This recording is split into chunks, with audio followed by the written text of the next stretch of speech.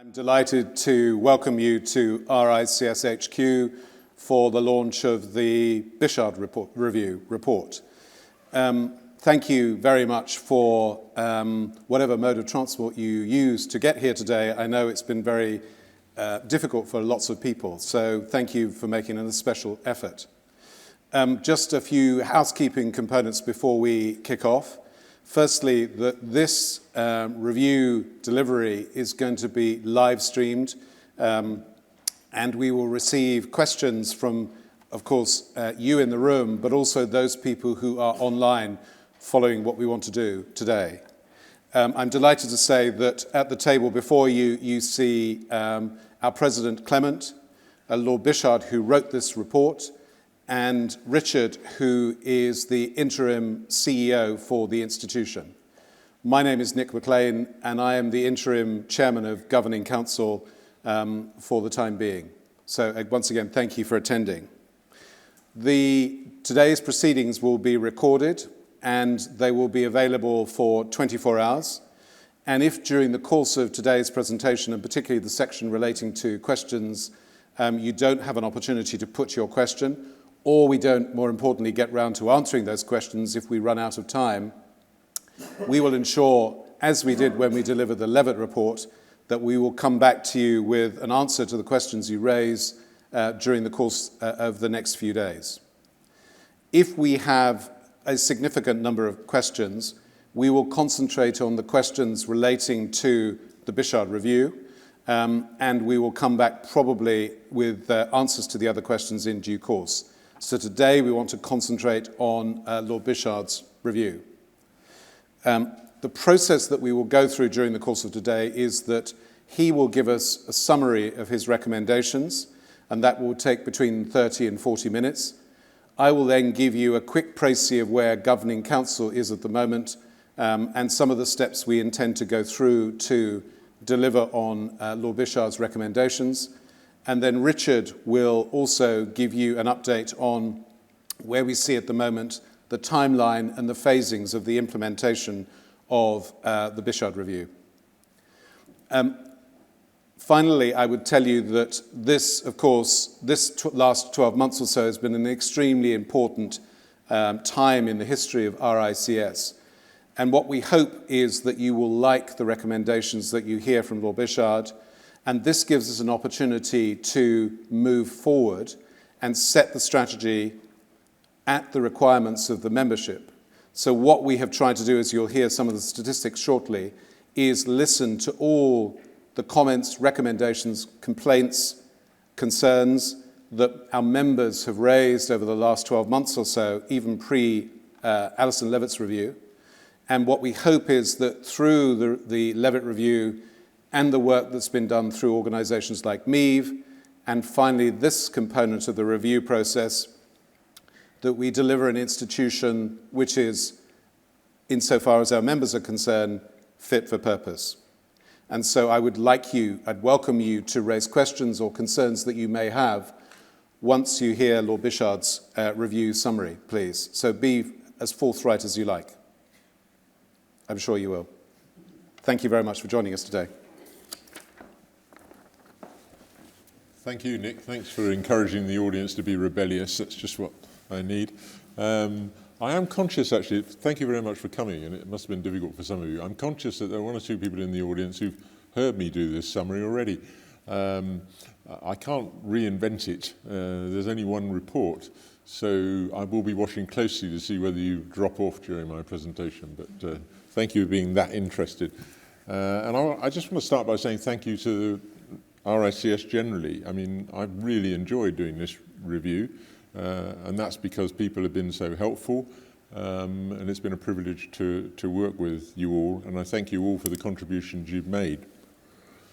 The aims of the review, quite simple. I was asked to make recommendations on what the purpose of RICS should be, what its strategy might be, the culture and the values that the organisation should have, and its governance structure.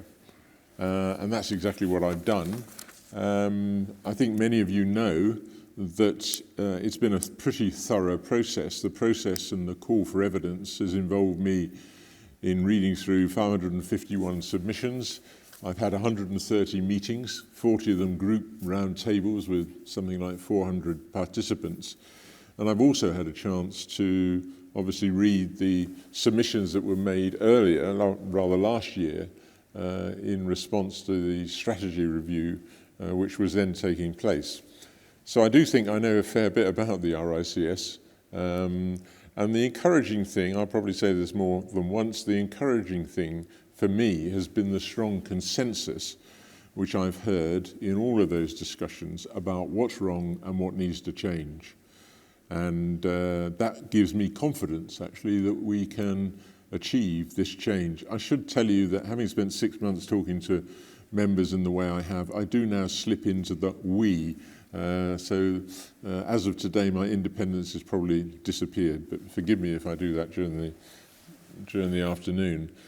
I'm going to summarise the report in this way. I'm going to talk about the purpose, the strategy.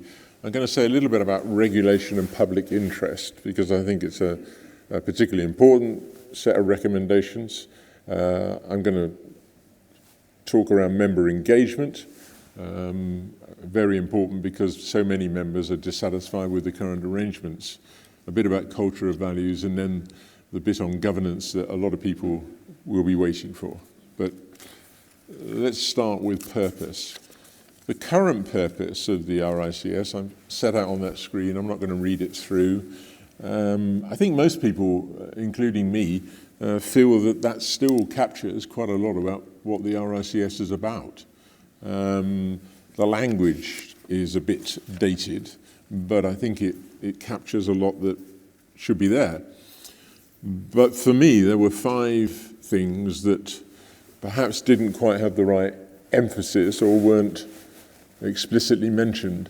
There isn't an explicit reference, surprisingly, in the Charter to the role which the RICS has in setting and maintaining standards through regulation. And that is such an important role around the world that it really needs to be mentioned, I think, in the purpose. Surprisingly, the purpose doesn't really set out why the RICS exists. It's not existing for its own sake. It's actually existing, in my view, to achieve positive change in the built and natural environment. And I think that ought to feature in the purpose. I think the Royal Charter needs to be updated also to reflect the importance of sustainability now. I'm going to touch on that a number of times. But 40% of carbon is delivered by the built environment. I think the RICS should be a leading voice in the debate around sustainability. And I think that's going to be the case for a long time to come, and I think therefore it should be in the purpose.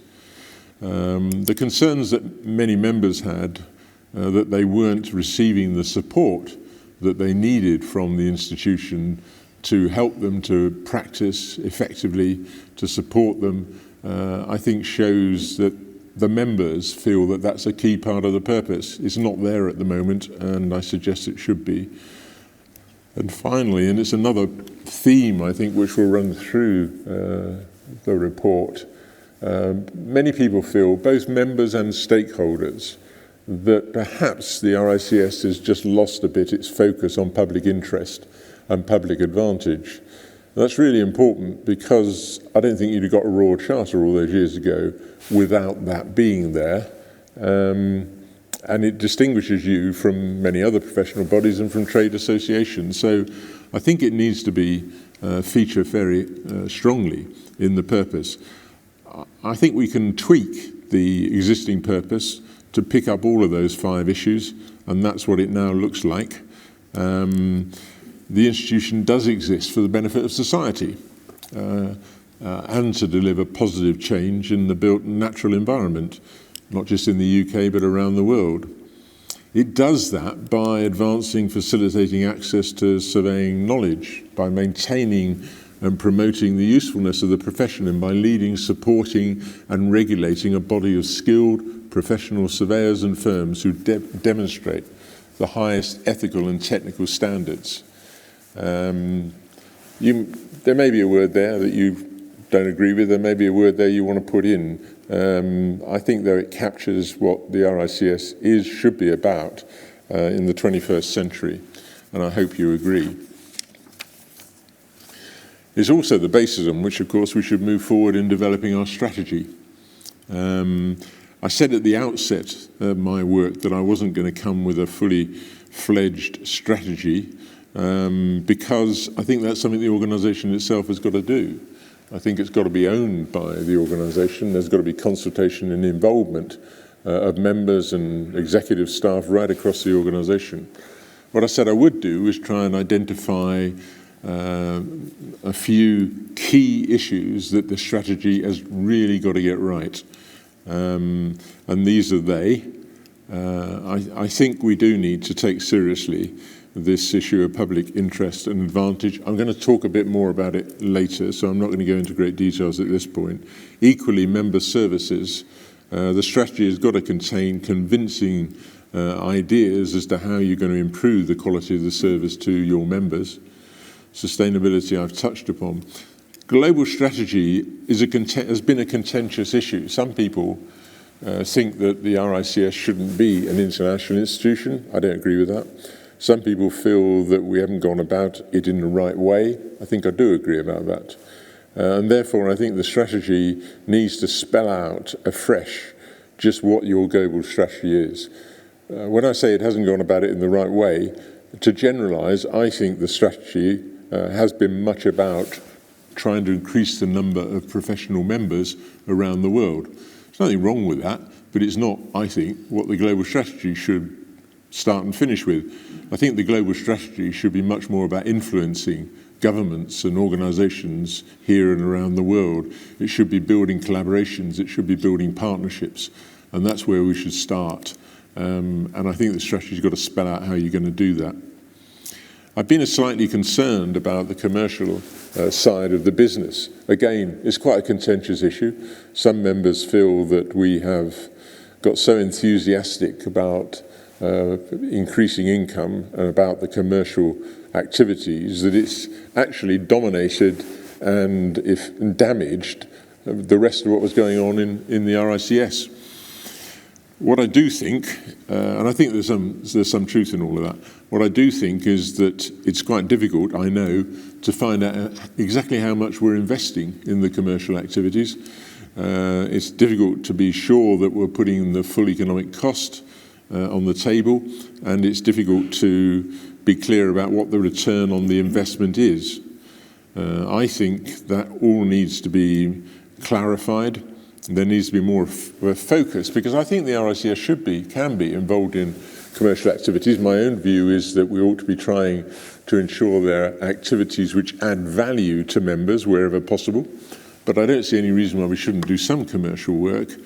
But I think it needs to be clearly defined. I think that requires there to be an arm in the organisation which is focused on commercial activities.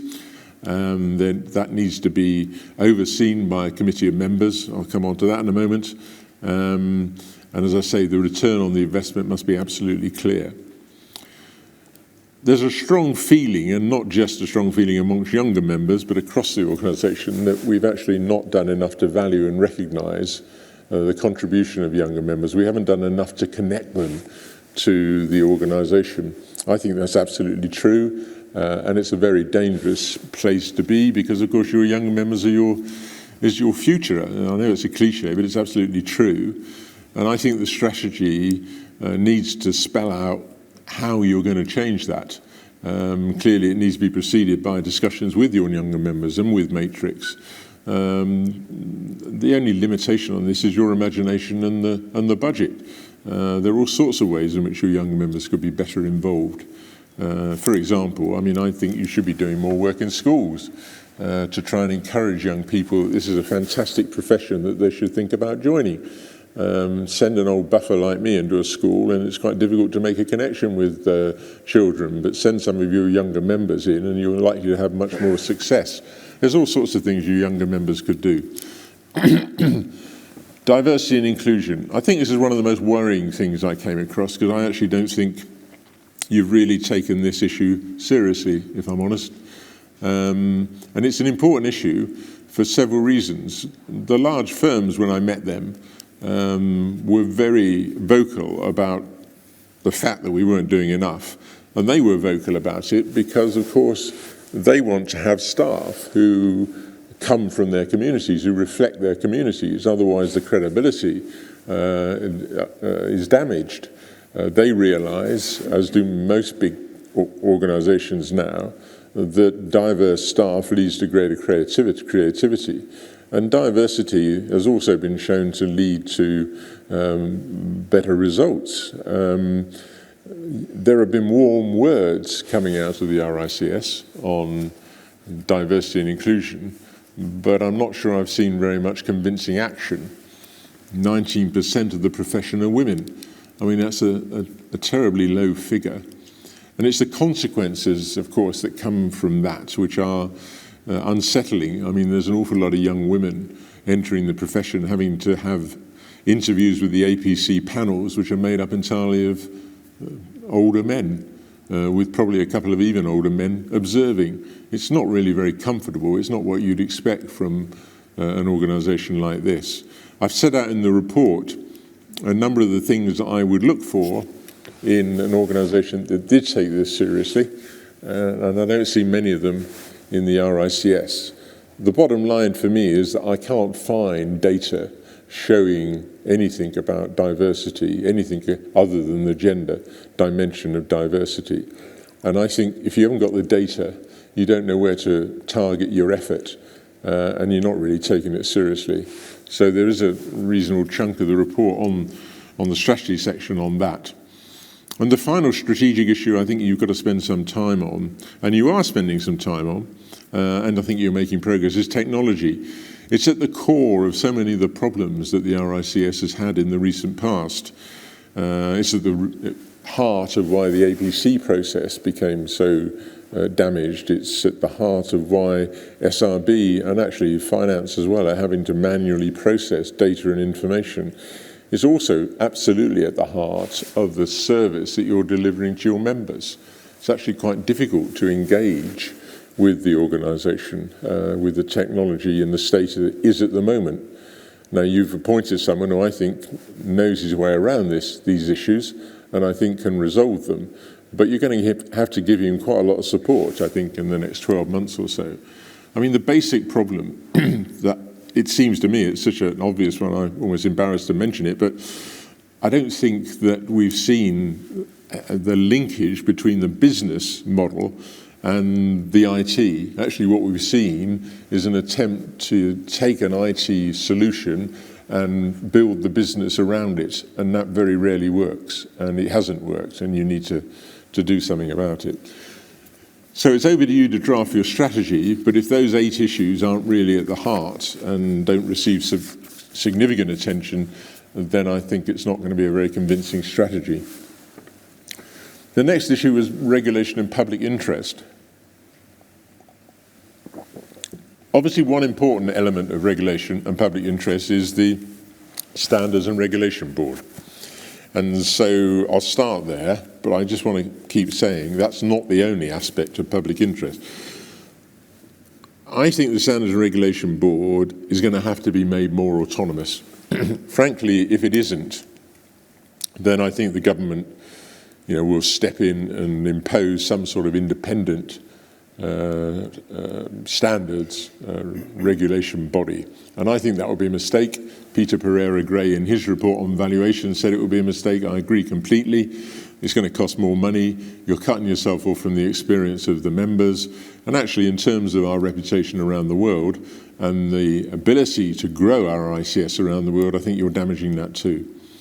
So I think the self-regulating standards and regulation is absolutely what we should go for. But as I say, I think we're going to have to make some significant changes if we're going to convince government and probably others. So I would like to see the core regulatory functions being devolved from Governing Council to the SRB. I'd like the SRB not to be focusing on issues beyond regulation, so things like thought leadership, public affairs, and the delivery of products shouldn't be with the SRB. but the SRB would take responsibility for its own strategy, its priorities, its governance. It would actually have the right to decide whether it wanted to stay with the mainstream RICS systems or not. It's been quite hamstrung, really, by the problems with the technology.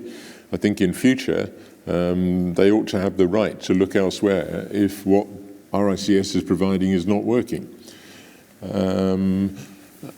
I think the Governing Council, I know the Governing Council has got to retain the responsibility for oversight of the standards and regulation function. And in order to do that, they're going to need some information from the SRB, and that is an obligation. But they shouldn't be able to ask for information week after week, because I think that's just getting in the way of the performance of the SRB. So this is going to be a relationship which is going to need to be worked upon. The starting point is to produce and agree a framework document which sets out the responsibilities of the SRB and the responsibilities of the Governing Council. It's not unusual to have that sort of framework document. It exists elsewhere. It exists in government. When I ran a large agency, we had a framework document which set out our relationship with the department. The reason I mention that is that it was always absolutely clear to us that we will only resort to that framework document if we absolutely had to, because there's got to be a willingness, a determination on both sides to make this work without constant reference to a framework document. I think that can be done, but there will be one or two occasions, I suspect, because that's the way it happens, there'll be one or two occasions when there will be some disagreement. And you'll need to put in place some sort of arbitration arrangement. That's not difficult. If you look at what's happened with lawyers, then the Legal Services Board provides that service. Richard knows them well, and I think they'd be happy to provide the service for the RICS, or some similar body could do that. So this increased autonomy for the SRB is a really important recommendation in the report. But as I say, regulation's that's not the only dimension of public interest. I don't think the RICS is seen out there in the wider world as an organisation that is really making a big contribution to public advantage. And I think it needs to. And to do that, I think there's quite a lot of small things that would make a big difference. I looked at the Urban Land Institute in America, and they have a small endowment which they use to encourage to support pro bono work in disadvantaged communities. What a good idea, I thought. How would that speak volumes about the kind of organisation this is? You could get your little endowment fund from regulatory sanctions. However you got it, I think something like that, you see, would say that this is an organisation that really cares about public advantage and actually is making a contribution to regeneration of disadvantaged areas. It's something you could also involve your younger members in. When I was a young solicitor, it's exactly what I used to do, was pro bono work in the communities I was working in. I'm suggesting, I think there are a lot of other things like that, by the way. I'm not going to go through them all today, where a little bit of imagination would enable you to do some really quite interesting things. I'm suggesting that you should back all of that up with a public interest panel to advise Governing Council. Excuse me. I think that should be a wide-ranging group. It should be a group of senior members. I think it probably ought to be chaired by a past president. You have an unhappy knack here of pushing past presidents off the cliff face, and we never see them again. So why not use their networks and their ability? This panel would be looking at issues that are coming down the track that you need to know how you're going to respond to. It would look at what you are doing on public interest. It would give some advice. It would pick up ideas in other countries. As I say, there are plenty there. And the people I've spoken to about this are really quite enthusiastic about it. Another aspect of public interest is thought leadership. I've said a couple of times already today, I think out there in the wider world again, people really are a bit fed up with RICS being completely dominated by internal issues. I think you're probably completely fed up with it. And now is the time, I think, that the RICS needs to to be a leader on some of the big issues that are around in our world today. You can't do that entirely on your own, and you shouldn't try and do it on your own. But I keep using the example of universities. There are a lot of universities out there who are doing some really interesting work on research on sustainability. And I've tried asking a couple, would you be interested in a partnership with the RICS? They'd bite your hand off. And if you're sitting on a platform with a university presenting a piece of research that you're attaching your name to, that says a lot about the RICS as well as about the university. So, I mean, there are ways in which I think you could play a much bigger role in thought leadership. I can tell you that the government's view is that this is one of the things that you've rather lost sight of. And they would have liked to have seen RICS playing a much bigger part in these discussions in the last few years. When I first started doing this work, just another example, I looked at your website and I thought, well, let me find out how, if I'm a dissatisfied customer, how I could seek redress or complain. Quite difficult. You can find it, but you've got to work pretty hard. And if you've got to work pretty hard, it doesn't say to me that this is an issue that you really care about. Little things like that you could do something about. The SRB, I think, should have a consumer panel. As I say, they're all little things in themselves, but together they would make it look as if you were, and you would be, a different kind of organisation. The last indent on that slide is an important one. I'm suggesting that you should have an independent review every 5 years, and that should look particularly at public interest. I have to keep saying this is not a way of me getting a bit of work in 5 years' time. I know some consultants work in that way, I don't. But I do think it's serious that you offer that. Now, some of you will know that in the Levelling Up Bill that the government have published, which is now going through Parliament, there is a clause which suggests that there should be an independent review of the RICS, and it uses the term from time to time. I don't think that is acceptable. I think it's entirely unfair for an organisation to have the sort of Damocles hanging over them. But what I'm hoping, and you know, I think I'm reasonably optimistic about this, is that since the RICS is now saying we're going to have an independent review, we can negotiate the words in that clause with the government as it goes through Parliament. Moving on from regulation and public interest and member engagement, well, you know I probably have more complaints on this issue than any other. Members who felt the service wasn't good enough, that people weren't trying to connect with them, we'd lost local branches, we'd lost local networks, we didn't devolve enough power to the regional boards here and overseas. I could go on. And actually some of the responses were quite angry. I've had to remind people on a couple of occasions that they shouldn't shoot the messenger. And on one occasion I wasn't the interim chief executive, because I'd prefer that they aim their fire at you, Richard, of course. You've got to do something about this. You've got to bring these members back on board. And you've started doing it. The MEVE initiative, the Members Engagement and Experience Initiative, I think is a really good one.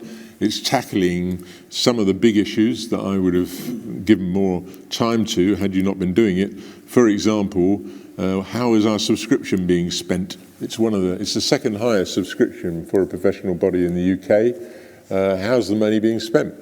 Well, you're beginning now to give people some information on that. I know Richard agrees that's a first iteration. There's more to be done. You've got to put the members in a position where they can challenge and ask questions about where their money is going, and we're not there just yet. Nor are we there entirely on CPD. It was a common complaint that I received that every bit of CPD had to be paid for outside of the subscription. And clearly this was an important part of the commercial activity I talked about earlier.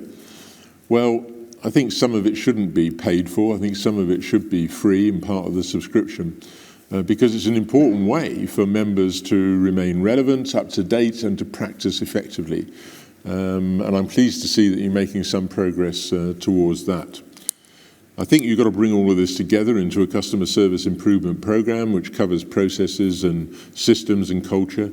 I should go on to say I think quality of service has got to be one of your core values. So there is a lot to do there. I think there's a really important point here that you've got to show in the next 6 months that things are really changing. And again, it's not about words. I think members are quite sceptical, and to rebuild the trust is going to require a sustained effort, and they're going to have to see real outcomes. And they're going to be pretty sceptical, and it'll be a challenging time, because you will think you're doing more than they will recognise. But that's got to be recovered, that relationship. Another relationship which I think needs attention is the relationship between staff, executive staff and members. There is a strong feeling that the executive staff have taken over some of the big decisions. I'm quite clear that the ultimate responsibility for big decisions rests with members, not with executive staff. The executive staff are there to advise and to support. And you know, when I was doing that in government, every now and then ministers didn't accept my advice. It's shocking, I know, but you have to accept that. There are good reasons usually, and you have to get on with it. And that's the kind of relationship I think there's got to be here. And I think you ought to set out the relationship between staff and members in a, well, I've called it a partnership statement. You just need to be clear on both sides. Both parties need to be clear about what their responsibilities are and what the expectations are for them. That became so deep-rooted as an issue and a problem, I think it's going to take a while to change it. Again, I know that Richard and his colleagues are very keen to change it, but I think people will fall back on their old ways a bit, and you know, they need to be helped to work in a very different environment. Culture and values, big issue. Levitt, for those of you who have read the 486 pages of Levitt, I couldn't match that, I'm afraid, will know that Alison said that it looked as if many of the problems were structural, but actually many of them were value, culture, and I think she was right about that. I mean, frankly, anyone can play around with their structure if they're inclined to. So you've got to get the culture and the values right. I don't think, again, I think Jonathan, who's running the slides, is clearly, right. Thought you might have been bored to death by now, Jonathan. Anyway, I think you can't impose this from outside. You can't even impose it from inside. It's got to come out of I'm sorry, but quite an extensive consultation process with all of the staff and with the members. Because if they don't accept and own the values and the culture, nothing's going to change. So I'm suggesting at the bottom of that list that you should quickly start a wide-ranging consultation exercise. When I took over running the benefits agency that delivers all of the government's social security payments, I took 6 months. There were 70,000 staff there. I took 6 months, you know, in a consultation. By the end of that, however, we had general agreement on 4 core values, and I was quite clear. I knew that if I went into one of the 500 offices around the country, they would know what the core values were. They might not be interpreting them exactly as I would have done, and I had to bite my lips sometimes, because the important thing is that they were trying to make those values a reality, and people do that in a slightly different way. I don't think you've got that understanding here, and you're going to have to work hard to get it. There are some value issues, some cultural issues that I thought were particularly problematical. One is that I think the organisation has become far too centralised, is far too controlling. You've got 130,000 members spread around the world. You can't control all of those from this building. And if you try and do that, all you manage to achieve is you stifle the initiative and the enthusiasm and the passion that exists out there. You need to devolve much more. You need to devolve much more in the UK, but also around the world. And I'll come on to say that as far as world regional boards are concerned, I would give them a budget. I'd expect them to produce a business plan. Once you've agreed it, give them some resources. You can't make decisions here for members in Egypt. I will use the example I've used so often of my friend in Egypt, my member, who said that, well, I wanted to run an event. We're a big country with lots of construction going on. We haven't got many members, but we could have a lot of members. I wanted to run an event. I had to seek permission from Great George Street to run the event. And then it took 8 weeks for them to say, you can run that event. And by then someone else had run that event, and I'd lost the market advantage I would have achieved. This is no way to run an organisation. You should be building the passion and the enthusiasm that you've got out there and drawing on it. So I think you need to be less centralised and less controlling. I'm afraid I came across too many examples and allegations of people being treated without respect, staff to staff, staff to members, members to staff. I think you need to be brave enough to set out your expectations that everyone is going to be treated with respect. Greater transparency almost goes without saying, given the problems we had in 2018 and 2019. You're not the easiest partner. Collaboration is not a priority.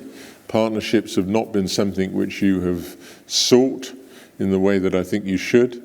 And I think the values that you have going forward should include a commitment to collaboration. Diversity I've touched upon already. Quality of service and value for money I've also touched upon, but I just say that if you want excellence and high quality service to be part of the values, you've got to keep stressing them. You can't just say, well, that's going to come naturally. They've got to be there as part of your core value.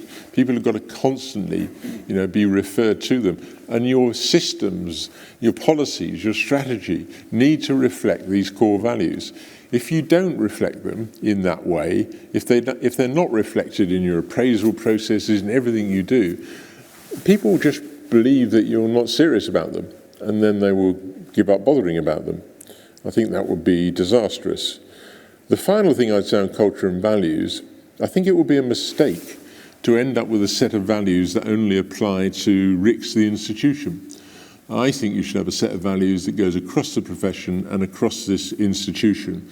I think that would send out very strong signals, and I see no reason why you can't achieve that. Now coming on to the bit that many of you have been waiting for. I know people get terribly excited about organograms. The governance structure. What have I tried to do here? I've tried to produce something which is clearer and simpler and more accountable than what we've had in place, but also something that's going to make it impossible, or as near impossible as we can, to hide problems and issues in the way that happened in 2018 and 2019. So I think the next slide is an organic. No, it's not. Well done. That's right. The organogram. The platform, the key pillars of this governance structure are three: the Governing Council, the RICS Board, and the Standards and Regulation Board. And before we go any further, the RICS Board is not a reinvention of the Management Board. It is something completely different. And I'll come on to talk about it in a bit more detail, but please don't fall into that trap. That's the core of this governance structure. I'm going to come back to that slide later, but let's start by looking at the Governing Council. I think the Governing Council should remain the ultimate authority, and I think the President should chair the Governing Council. And I don't see any reason why that's not possible, because of the other changes I'm putting in place. The Governing Council, perhaps we could look at its membership now, Jonathan. No, not that one. That's it. The membership of the Governing Council, I'm suggesting some significant changes. I was constantly told that one of the concerns that members had was that the seats on Governing Council at the moment don't reflect where the members work and practice. And we know that if you go on Governing Council, you're not representing a particular area or region. You're making a contribution to the main corporate authority for the membership. But I think it's important that there is some link between the numbers of members and the seats on council. So most of the members still come from the UK and Ireland. My proposal is that we should have 13 geographic seats, 8 of which would come from the UK and Ireland, and 5 would come from the World Regional Board areas. The other major change I'm suggesting is that you should be giving more clout, more influence to the professional groups. You've got 19 professional disciplines, I think about 19. It's a big family, the RICS.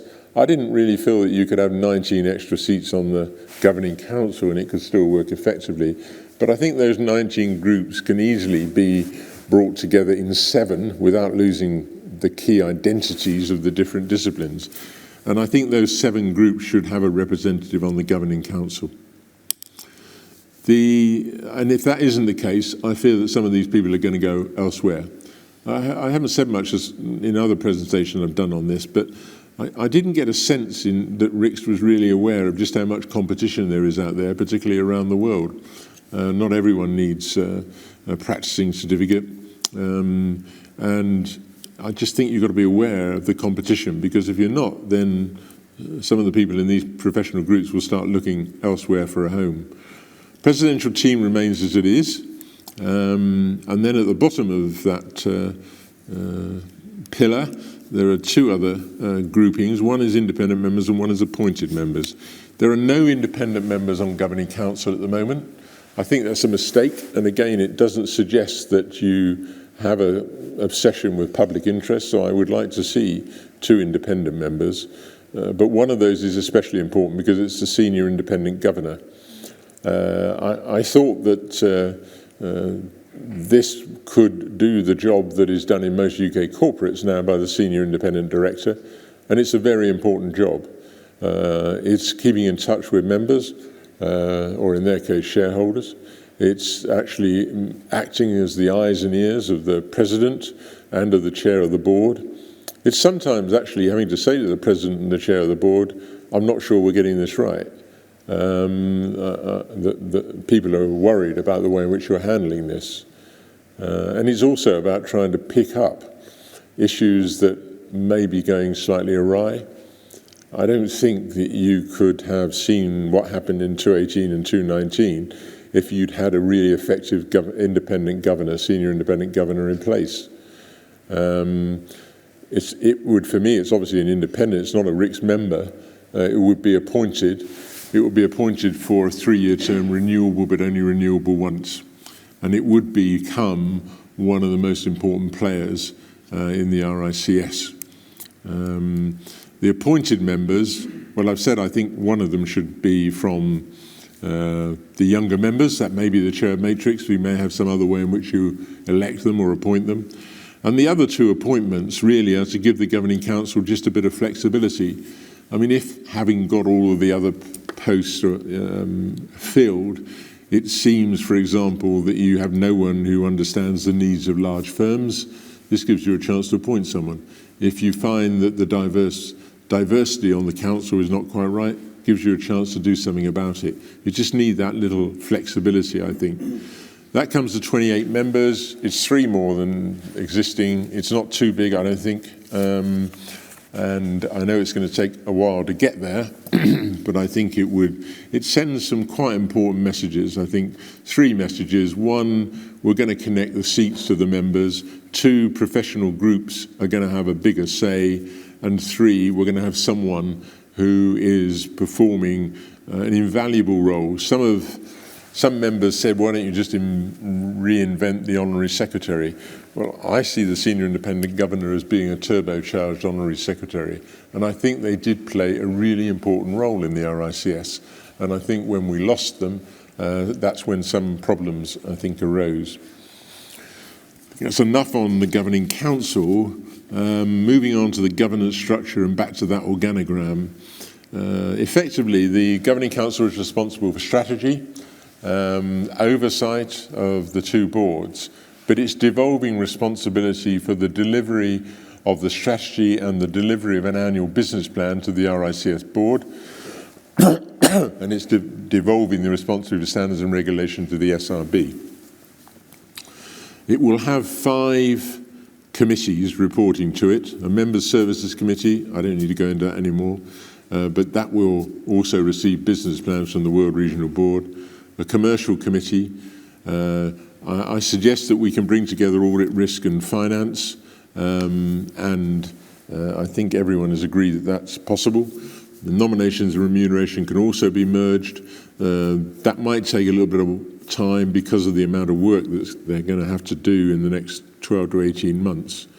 And the Knowledge and Practice Committee, it's a new committee. It's going to be responsible for thought leadership. It's going to be responsible for CPD, for learning and knowledge. It's going to receive reports and provide a home for the professional group panels. And it's going to have to work with the Standards and Regulation Board on some standards. And sometimes it's going to have to be subservient to the Standards and Regulation Board, who are the ultimate authority on standards. There are a few other panels there that I haven't talked about, but they won't necessarily be there forever. I think we do need a technology panel with some people who really understand the issues, but hopefully that won't be something which will be a forever panel, and I think the RICS board will be able to deal with those issues in time. It may not look it, but I think it is simpler, I think it is clearer, and it is more accountable. I don't think the problems that arose in 1819 could be repeated. It would take a real effort because with the chair of Audit, Risk and Finance sitting on the board and with a senior independent governor looking around at what's happening, I just don't think that would have happened. Probably exceeding my time I have. I'll shut up in a moment. Look, I think this makes for a really substantial transformation programme. And although none of it may surprise you, it ain't going to happen naturally. It's going to have to be managed, and there's going to be real effort. And the leadership, both member leadership and executive staff leadership, are going to need everyone's support in delivering this. I go back to almost where I started. People are fed up with the RICS just being obsessed with its own problems. People want to see it looking outwards. They want to see it providing leadership. And I hope that this report will be the first step to achieving that. Thanks, Nick. Michael, thank you very much. So that, in essence, is the changes that we intend to make. And if I may, I will tell you that Governing Council met for 3 days during the course of last week to go through with Michael this report, and we unanimously endorsed the findings that he made and the recommendations, the 36 recommendations that sit in it. It's important to say that because the restructuring of Governing Council means that some of the members of Governing Council will lose their chairs. But we unanimously felt that the restructuring of that group of people is important to reflect where our membership sat. So I just wanted to go through 6 points which I think are very important to crystallise the changes that are going to be made. Firstly, as you saw, there are 8 pillars of recommendation that should structure everything that we do going forward. And what we had in mind was a memory of Alison Levitt's report, which was delivered last year, to say that Governing Council, the RICS, has the opportunity to set the gold standard for member organisations. So whispering in the back of our minds was that comment at the end of her report, that everything that we do going forward will guide us going forward. And we're also very conscious that we had 500 or so letters in the run-up to Levitt and the delivery of Levitt, which were essentially complaints about how badly we were doing and how things needed to change. And I tried to answer all of those notes, and so it's very close to my heart to understand the disaffection, dissatisfaction that our members have with the structure of our RICS. So that lives with me and the other members of Governing Council to make sure that we and our successors in title never get into a position where they have that level of disinclination to be members of our RICS. We were also buoyed, however, with the fact that going through the 9,000 or so representations we had to Michael, through me, to the other representations in the run-up to Levitt, that the overwhelming response was that people are still proud to be members of the institution and chartered surveyors. So we haven't lost the membership completely, but we're fully conscious that we have a narrow window to ensure that all those people who annually renew their subscription to this institution do so willingly and not reluctantly, or at least not reluctantly into the medium term. I think what we also lost sight of was that membership of RICS has to deliver a commercial advantage. Otherwise, why would you bother being a member?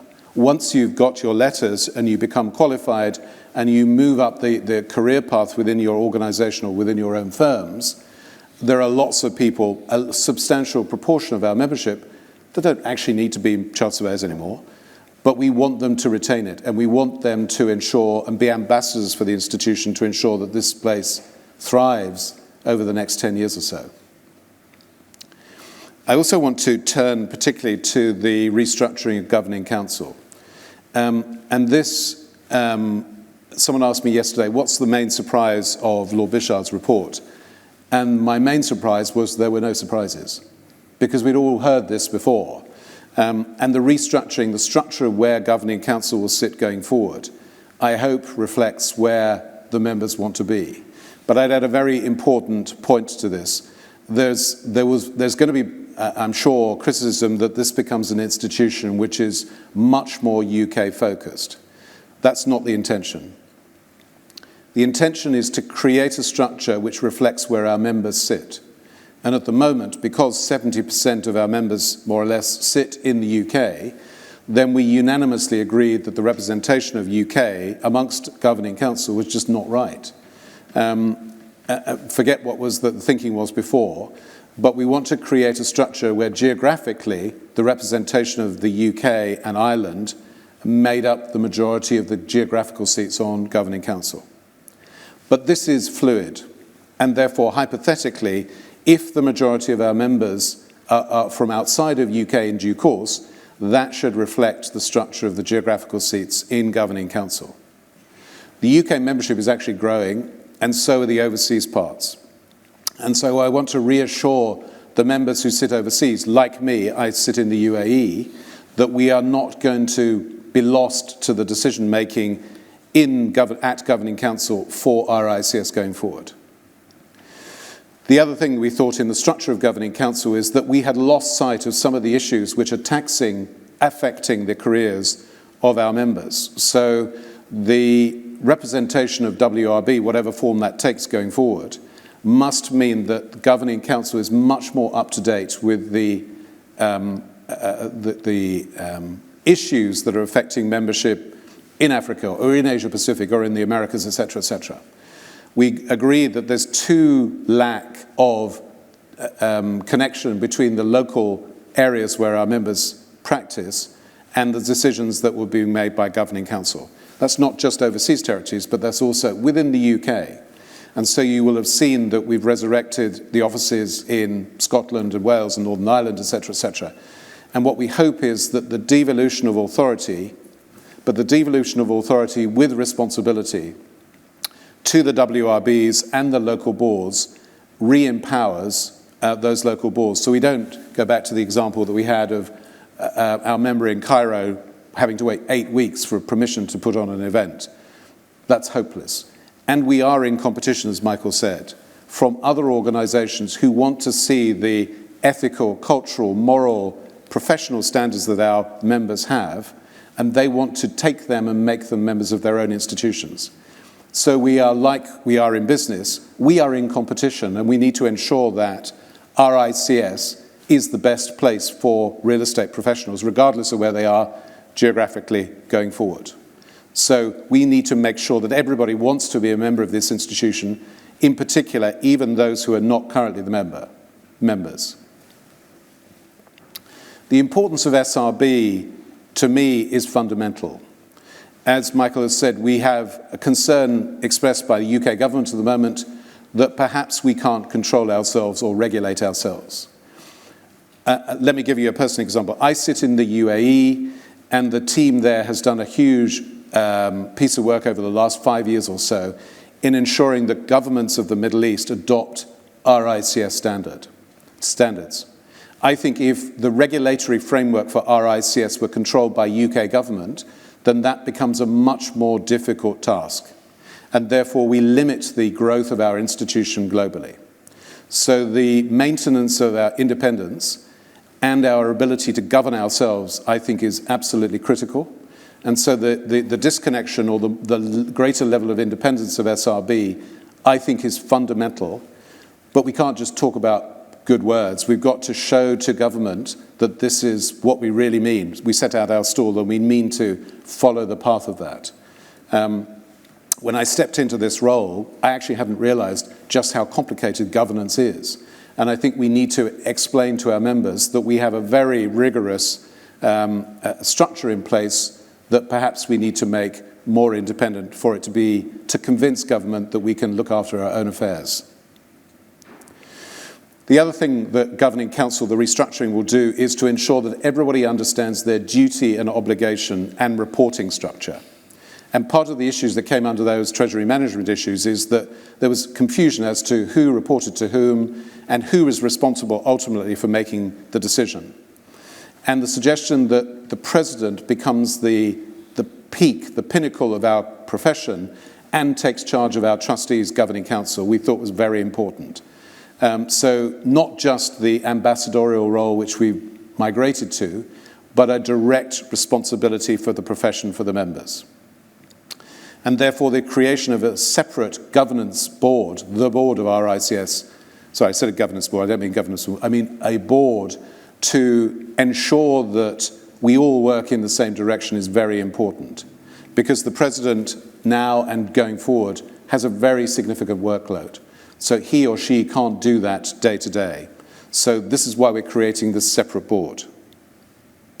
Thought leadership, absolutely critical, and I think we've lost our way. And in conversation with the employers of our members, we should be setting standards and setting out an agenda for thought leadership going forward. But we can't do everything. We have a limited budget. We can't do research on our own. So why should we? So relationships with the universities, with our employers, with our members, and to use the tremendous skill sets that exist within our membership has to be a priority for us. Otherwise, we're irrelevant to most of our members. So this is going to be a critical driver of the institution going forward, collaboration. And finally, diversity.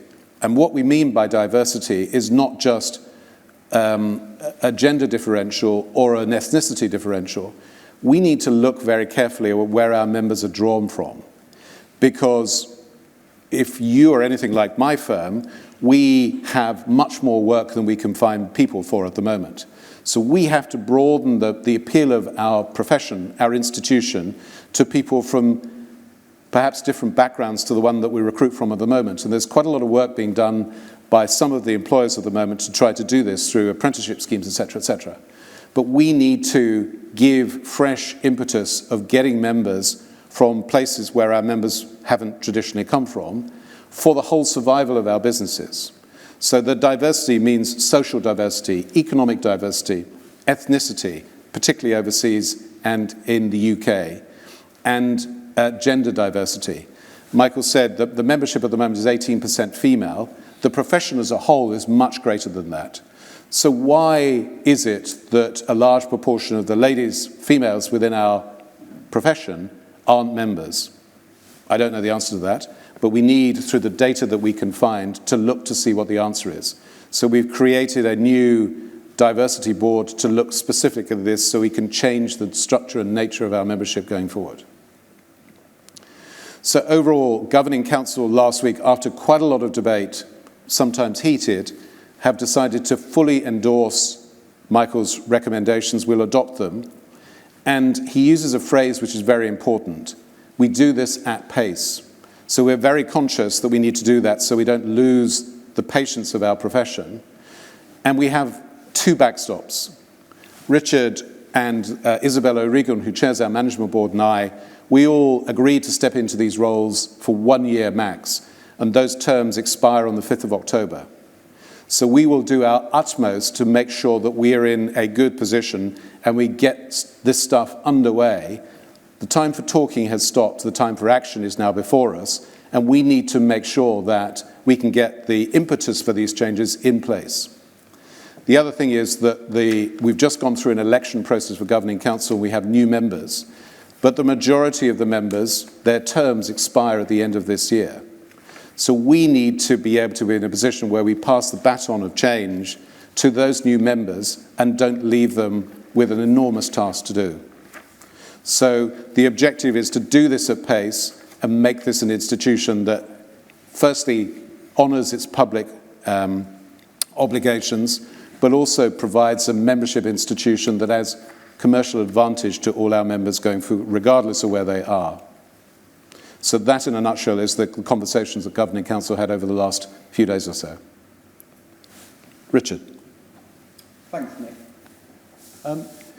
I'm very clear that these proposals are the right ones for members and the right ones for the institution, and that it's critical that we now go on and implement them. As Nick says, we need to implement them at pace. We need to implement them in collaboration with members. This is not a purely internal exercise. We need to implement them openly and transparently and be prepared to be held to account for the way that we're doing it. And we need to implement them well. Michael and Nick have talked about how looking backwards over our shoulder and being very focused on the internals of our ICS has hampered our work for members and for society at large. We need to implement this well so we can do it, we can put it to bed for a generation and focus on the things that matter. Now, I've had more time with this report over the last week or so, supporting Governing Council and Michael in their discussions. I've had more time with it than many of the people within our ICS. But we've begun to speak about it in staff briefings yesterday and today, and overwhelmingly the sense that I'm getting from members of staff is that they are too hugely supportive. And in many ways that doesn't surprise me, because the staff here have tried to change the institution over the last 8 months. We have tried to be more open, we've tried to be more supportive, and we have tried to engage members more and give them better support. And therefore it really heartens me to think that we have, fortunately, been trying to work with the grain of much of what Michael is now proposing. Michael goes much further in his report, but I believe that what we have been trying to do is maybe just the small beginning of the way forward, and therefore it's unsurprising to me that the staff here would feel supportive. I think most importantly what Michael sets out is a vision for an institution which would be a great place to work. Staff would be focusing on some of the biggest issues facing society. They'd be working collaboratively. They'd be working with and supporting members within an environment which would really reward and excite them. And I think that's important for the institution, because just as the profession needs to attract the brightest and the best from a diverse range of people, so too does the institution need to attract staff from a diverse range of backgrounds to support members really, really well and to make sure that we're successful in our mission. Nick has talked about pace and Michael has talked about the breadth of the recommendations. There are 36 recommendations in all. It is a significant change programme for an institution to take on. And what is really important to me is that we don't again become very inward looking and focus purely on this transformation programme. While we are doing this transformation programme, we also have to focus on the important things we are doing to support members. The MEVE programme that's been talked about, we cannot afford for that to stall. Sorting out the IT so we can engage with and support members better, we cannot afford for that to stall. So we have to do both together in a way which builds the two into a really powerful proposition for members. I think many of the changes can be delivered at pace. Some of the changes around engagement with members, the work we're doing specifically at the moment in the UK around supporting the country boards better, we can continue with and we can make a real difference for members quickly. Work with the professional groups to get the professional groups up and running again in a much more effective way.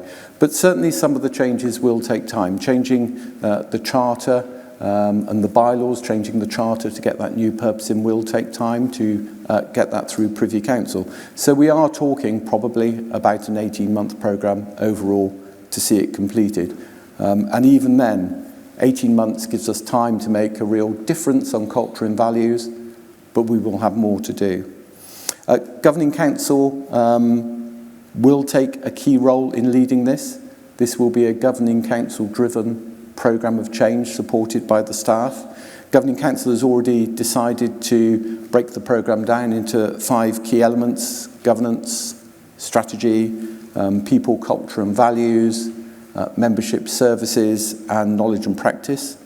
And we are already beginning to form the working groups and the plan to take this forward. And we will need to bring in some support to structure this as a really effective programme so we can track progress and be transparent. We will be public about the progress we're making. We will share information and progress, and we're committed to do this openly and with members. Thank you. Nick, back to you. Thank you very much indeed. We'll now go to the question and answer session, and we here have screens in front of us so we can see the questions. So I will read out the questions and put them to where it's not clear to the person that I think best suited to answer the question. The first question is from Linda Jubb to Lord Bichard. Thank you for your work. I'm interested that you have not challenged the principle of self-regulation. What other models did you consider? Well, I think I did challenge it, but as I said in my introduction, I was convinced at the end of the day that self-regulation for this institution was a good thing and the right thing. And the reasons for that, I think we have touched upon. I mean, first of all, I think if you set up an independent body, then you're, to some extent, cutting yourself off from the knowledge and experience which should be informing standards and regulation. You're also then making it more expensive. There's no question it will be more expensive. I think, as you've just said, Nick, I think you are damaging the ability of the RICS to grow internationally because people will see it as a UK organisation with regulation standards set by another body in the UK.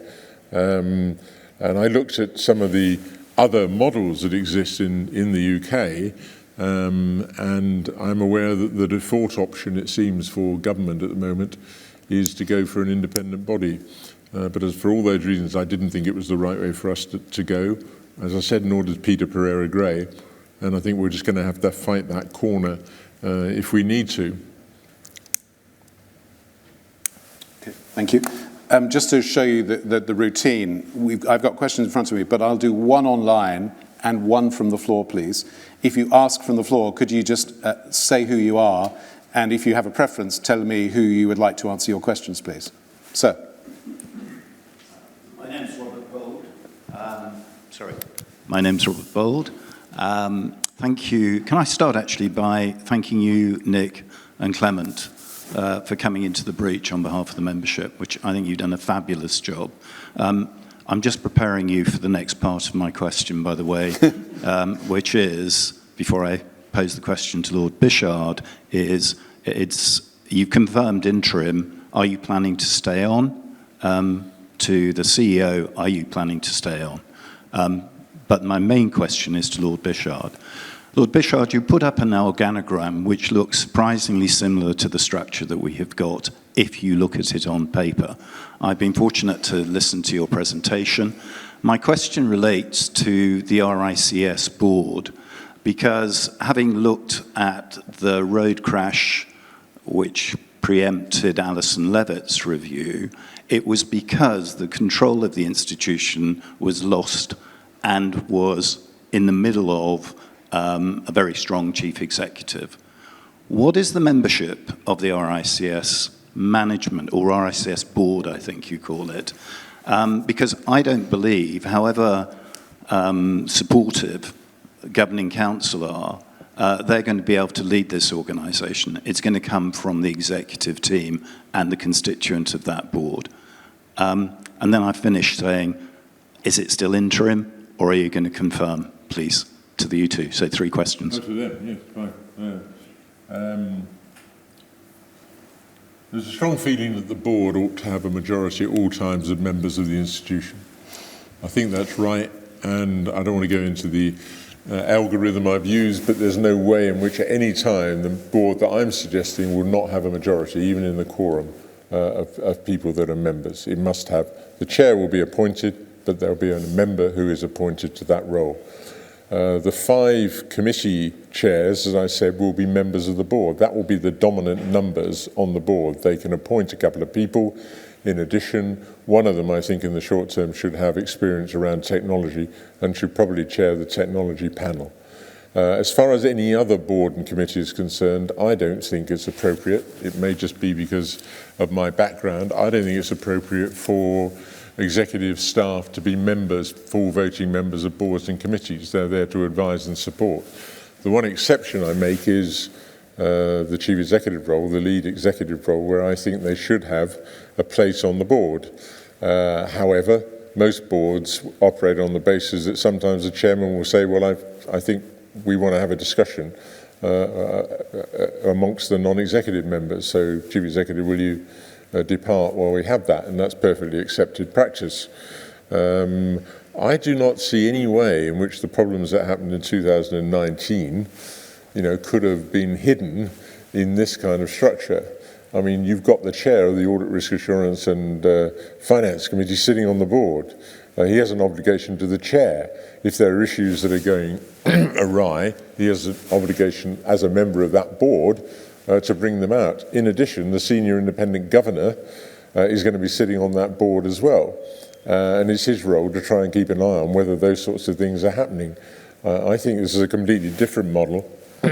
You're right when you say, however, that the board is, if you like, the driving force in terms of implementing operations and implementing the business plan. And that's why it's so important that there is a majority of members. I should have said also, by the way, we should have said that towards the end of our consideration of this, it occurred to us that maybe having a chief executive officer with that title was it was a bit of an inaccurate description of what we are looking for from the lead executive, and maybe caused a bit of confusion in terms of the relationship with the board. So the suggestion, which I know Governing Council have agreed, is that we rename that to the Director General. I know other professional bodies have got a Director General. I think we here used to have either a Secretary or Director General, maybe both at different times. I know it's a symbolic act, but I think it's quite an important thing for us to say. This is not the person who has ultimate responsibility for this organisation. The chair of the council does, with the help of the chair of the 2 boards. Can I add that you're quite right. Governing Council doesn't have the capacity, really to do this on a day-to-day basis. And Governing Council, all of whom, I'd remind everybody, are volunteers, are in a position whereby they have worked very, very hard over the last 12 months or so to deliver some of this change, although it may not seem it from the outside. And that they're working in an unsustainable level of activity at the moment. So that the concept that I think Lord Bichard means by creating the board is that will take some of that weight when the chair of Governing Council and the presidency role combine into one, so it comes back to a trustee role and a strategy role. What I think perhaps we didn't say is that the board, the chairman of that board, must be a member. Yeah. And the majority of the members of that board must be members. So the whole concept of the changes in the governance structure means that this is an institution that will be returned to the control of its members. And that symbolic change in the title of Richard's role of CEO is very important to demonstrate that to the rest of the members. For my role, I agreed to do this role for 1 year, which expires on the 5th of October. And when I stand down, or prior to the 5th, that role will be given to Clement and his successors entitled as president. We are working on the terms of reference for the chairman of the board. And once I see that, I'll make a decision as to whether I put my hat in the ring. But the important thing for the Director General and the chair of that board, these will be by competition in the marketplace. So there won't be appointments. We will go to, there will be appointments, but we will ask for volunteers and we will give it to an independent selection panel to determine who's the right person to do that role. So that will be, we're underway with the panel who will make that decision, which will be made up of members and some specialists who deal with senior recruitment, but all members will be entitled to apply for that role. We're not saying that the Director General must be a member, but there's nothing to stop members applying for that role as well. And just to add a final bit of colour, we envisage the Governing Council, as I said, I think, meeting 4 times a year, twice virtually and twice in person. I would expect the board to be meeting at least every 2 months, and I suspect probably more often, but that's a matter for the chair.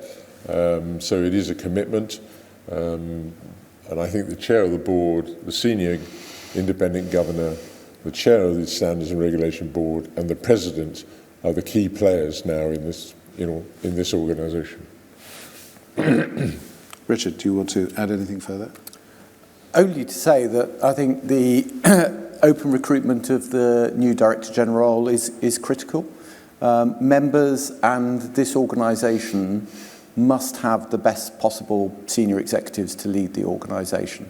And therefore, I think an open recruitment process is absolutely essential. I love doing this job. I will very happily apply for it when it's advertised, but I'm also very happy that the role should go to the best possible candidate. I'll go to a question online from Ronald Finch. It's good that the review received over 400 responses, but based on membership figures quoted, that means around 29,500 members did not feel sufficiently included to engage. How do we change this? I think you mean 129,000. What did I say? 129,000 didn't bother. This is a big conundrum for us, and you could see from the election process that we went through for seats of Governing Council that about 5% only of our members voted. As it happens among other membership organisations, that's not unusual, but it's just not good enough, is it? If 95% of the membership don't want to or can't be bothered to vote, then we are completely disengaged. So I've heard reasons that people didn't want to be involved in this process until they'd read Lord Bichard's report, and that there was some criticism of us that we went forward with the elections prior to the report being delivered. But we have some obligations under the regulations under which we work that meant we had no alternative. We'd already extended the seats once. We had no power to do it again, so we had to go for those elections. And therefore, I guess the success or otherwise of what the current team and the future team will do with this review will determine whether or not we've been successful. And if in 3 years' time we only have 5% engagement, almost certainly we'll have failed in our obligations to you. So I can't give Mr. Finch a direct answer, but I hope that some of the changes today and the process that we now undertake to change means that in 3 years' time, that level of engagement will be completely different. But it's up to you. The floor, please. Any other questions? Sir.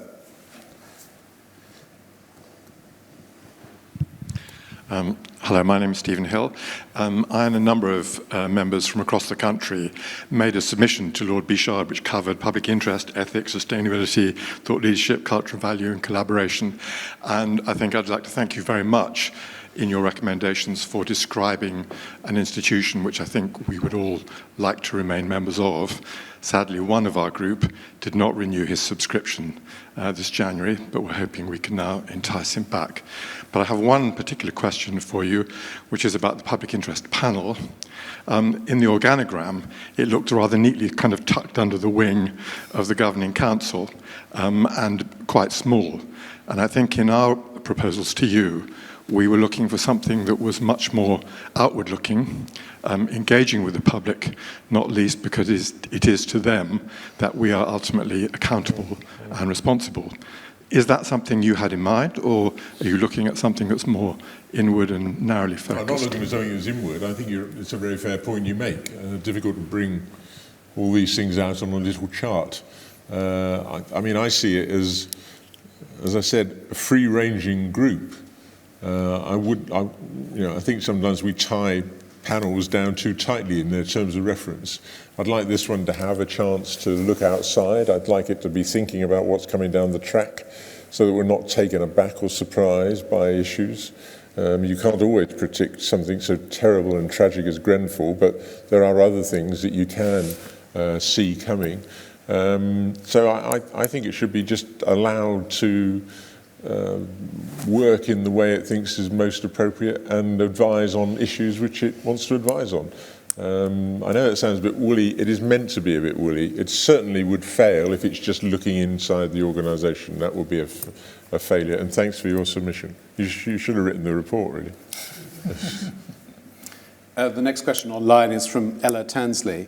One of Alison Levitt QC's recommendations was for RICS to amend its culture around whistleblowing.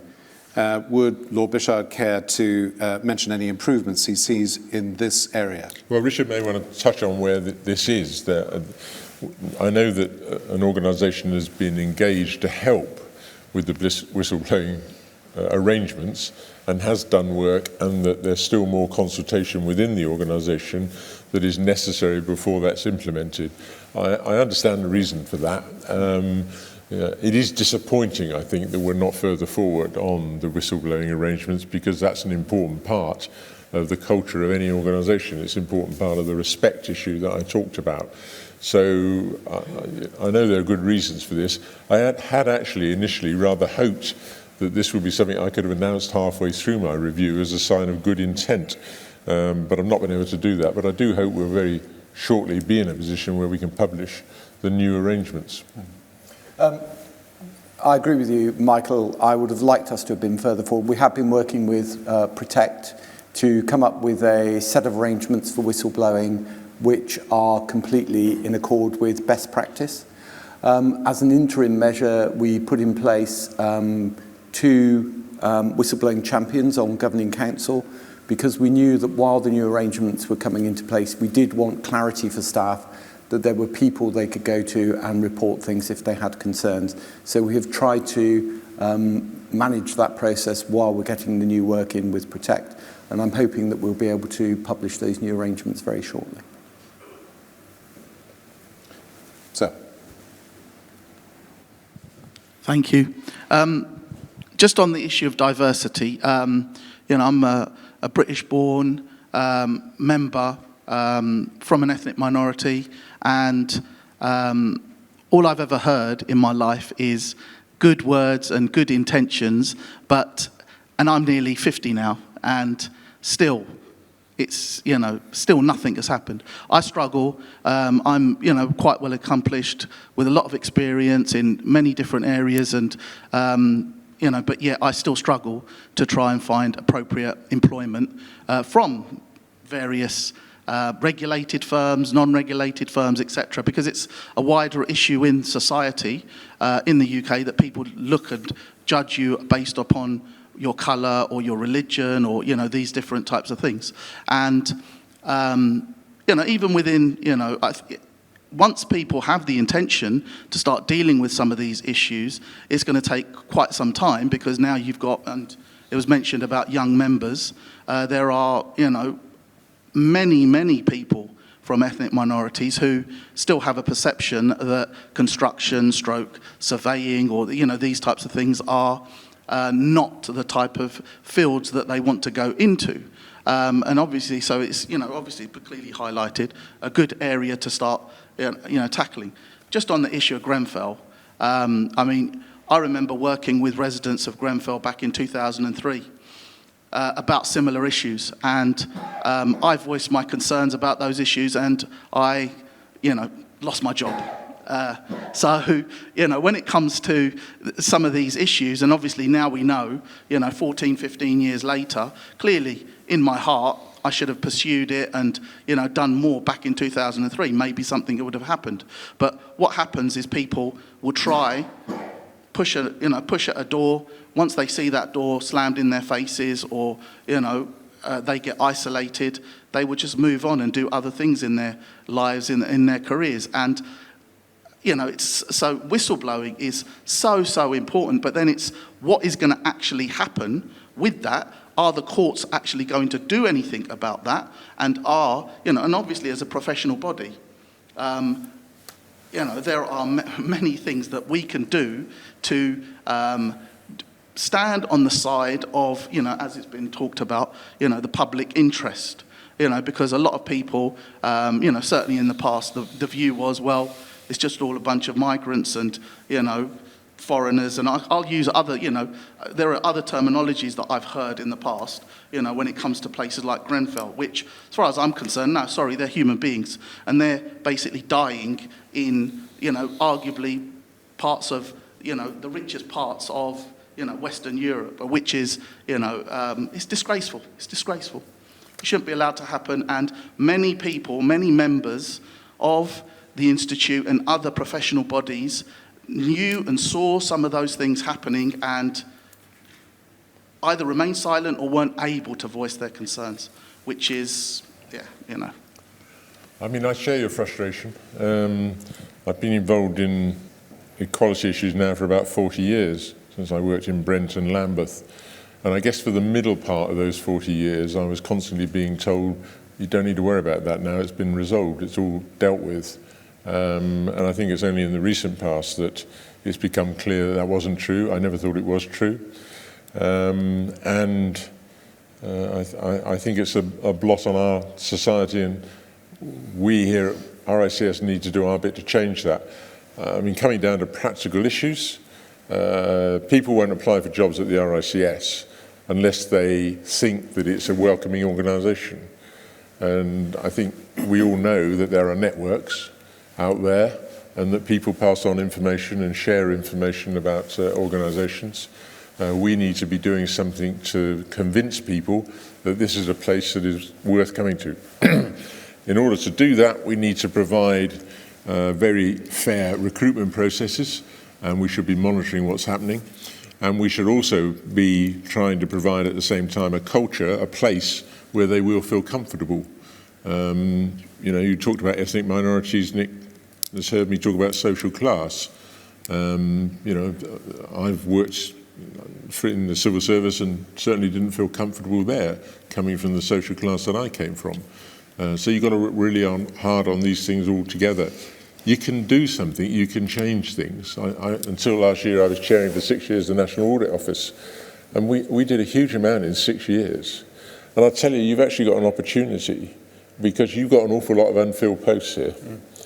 And you've got to make sure that, so far as possible, everyone knows about them, that they're a fair recruitment process, and that you're aware of diversity when you're making the appointments. And so I think you've got opportunities, but you also need data to tell you where you've got pockets of problems. I can't go in detail here, but I'm with you. Don't be so pessimistic about the chances of this organisation getting it right in the foreseeable future. Excuse me. Can I just come back to those two specific points, which I put down to diversity of recruitment, essentially, and Grenfell. Taking the first one first, what we are seeing from the employers, I work for CBRE, is a complete commitment to blindness to religion or sex or ethnicity, etc., etc. And I absolutely believe that my firm and the other firms that we've spoken to live by that creed all the time. But I can't tell you as a profession that we can change all the societal issues that may make you feel that you are still prejudiced. But there's a hell of a lot of work going on, and RICS wants to be a part of that work to change the perceptions. And if we can change it for our profession, then we can go some way to changing it in society too.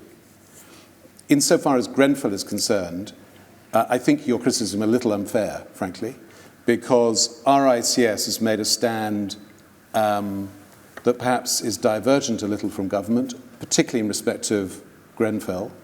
And we, Richard and SRB in particular, have been quite outspoken and rigorous in respect of some of the failings that came as a result of that tragic incident. So, and I will put you in contact with someone who can give you a heads up as to what those changes will be.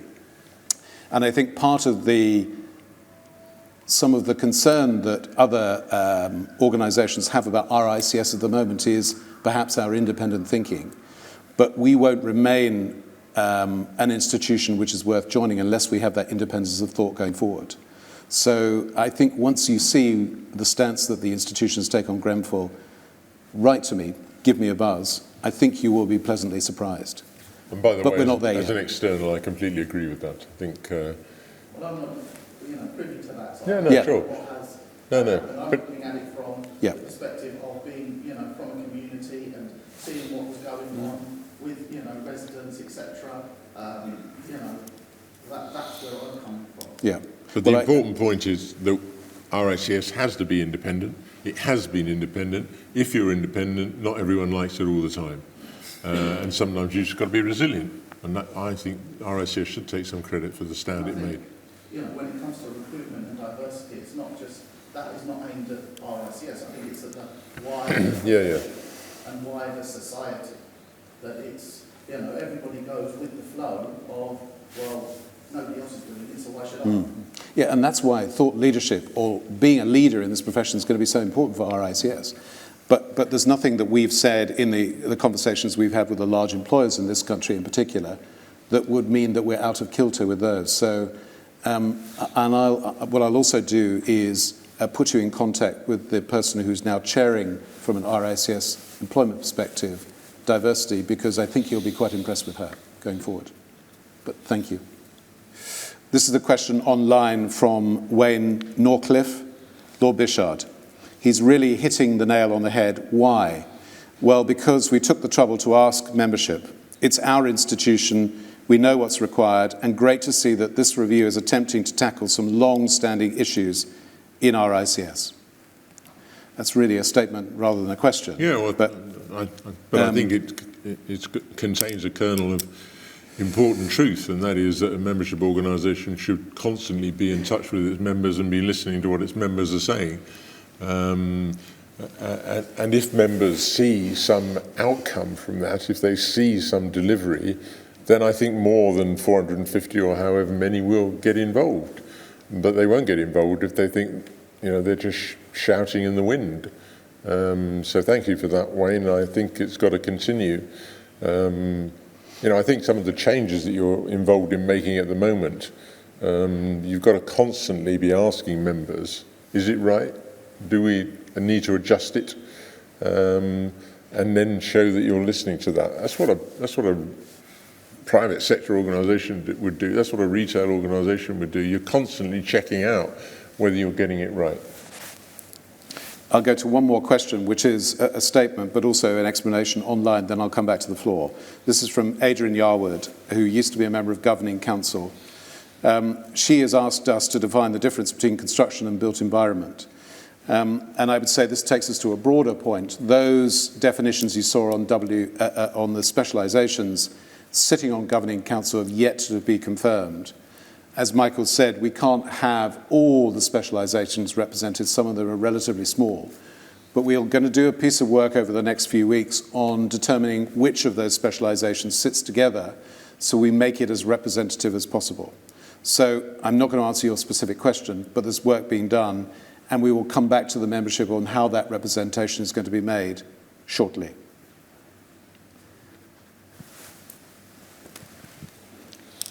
Hi, I'm a member. Thank you very much for the word, first of all. I am a member. I'm more Claudia Giannoni, for my name. Well, I'm more in technology in RICS, so I'm in the RICS Tech Partner, and I'm a RICS member. I am a Valver. I'm working more in technology now because I think, obviously, there are big opportunities. And I am part of the RICS Tech program with Andrew Knight that really take the occasion to thank you so much. My question is that what is RICS going to do in terms of technology? Because there is, I think, a lot of opportunities, but also a risk of a huge disruption in our profession. There is softwares who are going to do value. I'm a valver, so there are software who they're going to do valuation. There is a lot of opportunities, but also we need to be present, I think, in this area now. And I was wondering what the RICS Tech Partner Program going to do maybe next, or what is the strategy regarding technology for RICS? Thank you. Thank you for the question. Michael has pulled out very clearly big thought leadership things around sustainability and diversity and inclusion.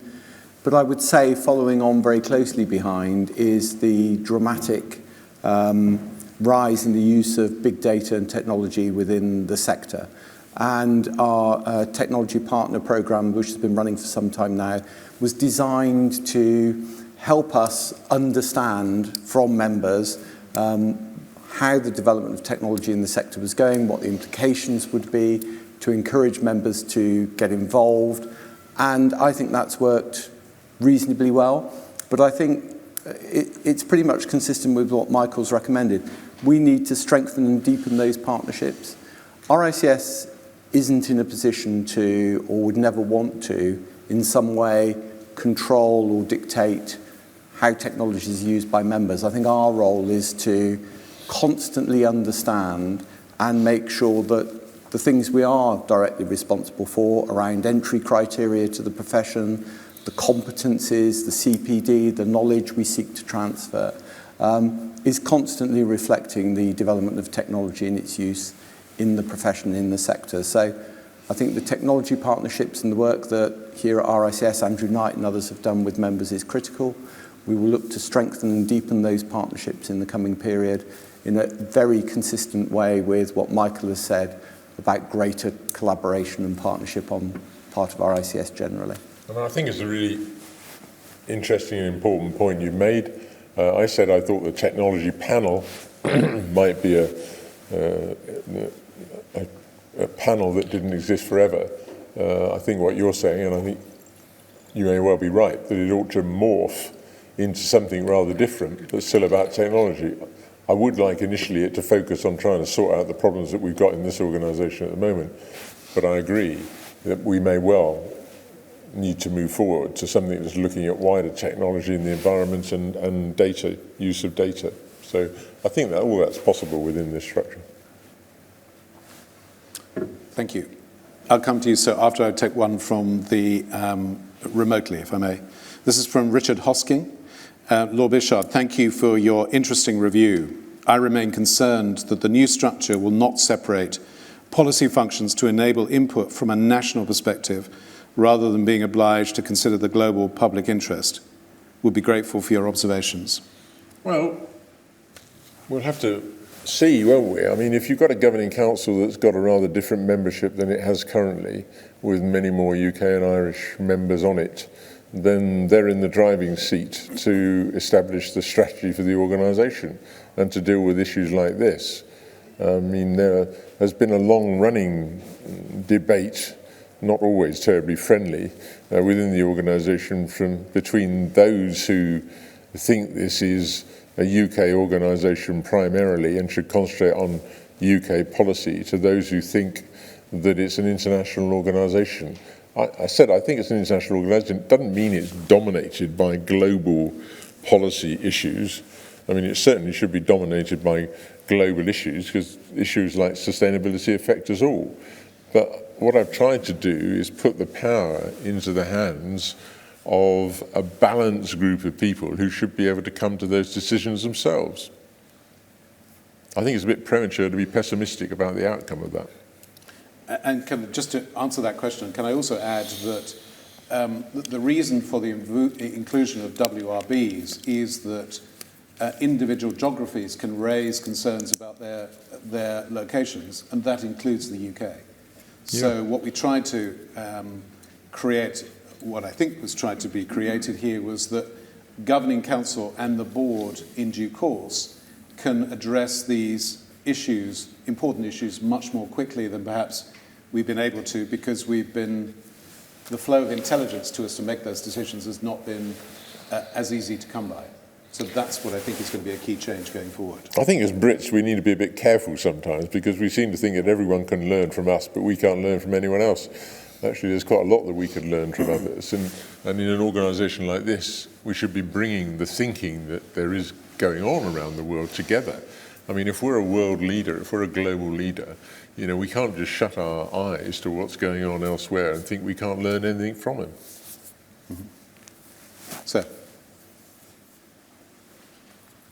And could you introduce yourself, please? Hi, my name is Lee Miller, and I'm actually a member of the Standards and Regulation Board. First of all, I read with a lot of interest the fact that you feel the SRB should be more autonomous. Very pleased to hear about that. Thank you very much. The SRB was reconstituted just before the pandemic hit. We actually met once, just a few weeks before the pandemic caused the furloughs that RICS went through. There's been an awful lot of great work that's been done through those furloughs, through the governance issues. And if I'm not mistaken, there are still lots of teams that are recovering from those furloughs and still not yet fully staffed. And so while I recognize that we want to move ahead with pace, I also recognize that there are new committees, new panels being formed, and I'm concerned that they may draw upon the talents of some of the existing teams, and that already thin teams doing good work but not necessarily at a sustainable level will necessarily become thinner. And there's a concern about further disruption on that. And I guess I'd like to get your thoughts and assurances that maybe we won't have to move quite so fast to be disruptive of the good work that's being done. Yeah, okay, I mean, I know you can move too quickly, but I mean, the SRB has got to present itself as a place where people really want to work too, that it's exciting to be there. You can't keep people imprisoned in a job. You've got to show that this is somewhere where they want to work. That, you know, we need to recruit the best to the institution. We need to recruit the best to the SRB, and the governing council will be aware that the SRB has got to get the resource it needs to do the job. One of the things that worried me, of course, was that staff were furloughed without any consultation, and then suddenly there weren't enough people to do the work. The responsibility of the governing council is to make sure the SRB is successful and is effective, because, as I said, if they're not, then I think the government will start taking more interest. And that's really the point. The point is not really about the members of the SRB, but the resource required to do the SRB's work. Yeah. To an online question. This is from Andrew McIver. How does the RICS intend to increase interest in the profession at a younger age? Are you referring to universities only or targeting schools also? Yeah, I think I'm not just referring to universities. Indeed, I think by the time people are in universities, it's probably too late. So I do think you should be doing more in schools.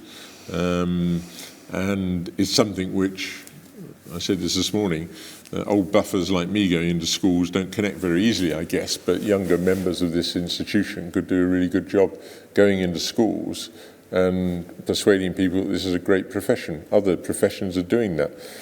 When you do that, one of the things you can also do is choose the schools you go into. And some of those schools, if some of those schools are in disadvantaged areas, you may well be getting to a group of young people that have normally never thought about surveying as a possible career. And if you can do that on the back of talking about sustainability, which is what young people really are excited about or worried about, that gives you even more power, I think. So yes, we've got to get into schools. We can't go into every school, so think carefully about where you go and follow it up. And there's some good examples in the broader world where this has worked very well, like the Combined Cadet Force or some of the armed services.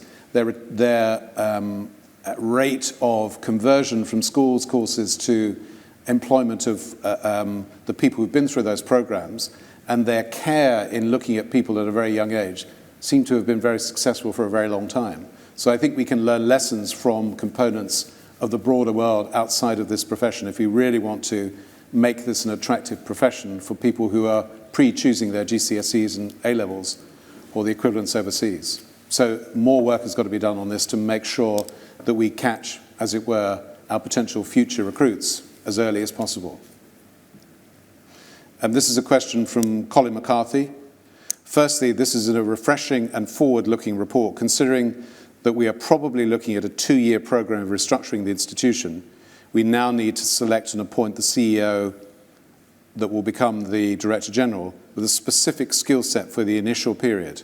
Has Governing Council drawn up a time frame for such an appointment, and how long should their contract be?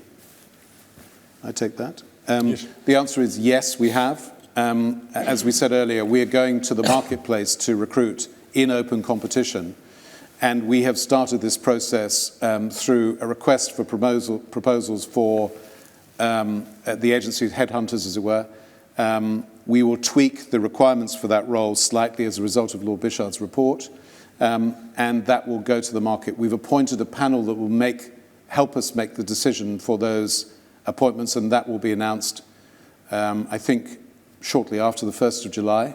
So we will be underway in this search during the course of next month.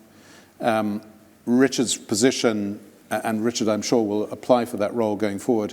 And as we said, the chair of management board and my own position all expire naturally on the 5th of October. So it's not just that position which is going to be important. It's the chair of the board that we need to have in place as well. So that process will be underway, and you will see an announcement relating to the people who will make that decision in a few weeks' time. So, may I ask you to just announce who you are? Oh, my name is Khalilur Rahman, and I'm a fellow of the RICS. Thank you.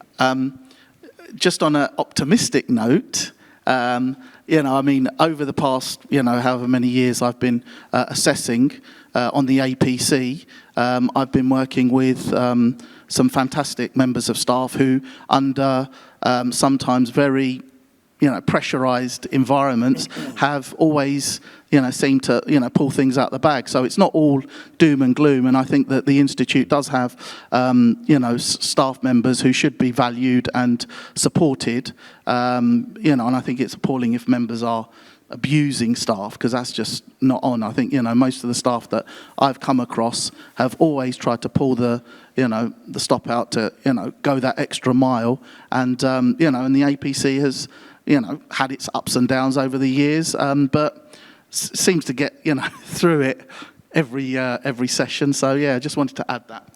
I think it's really important you did add that.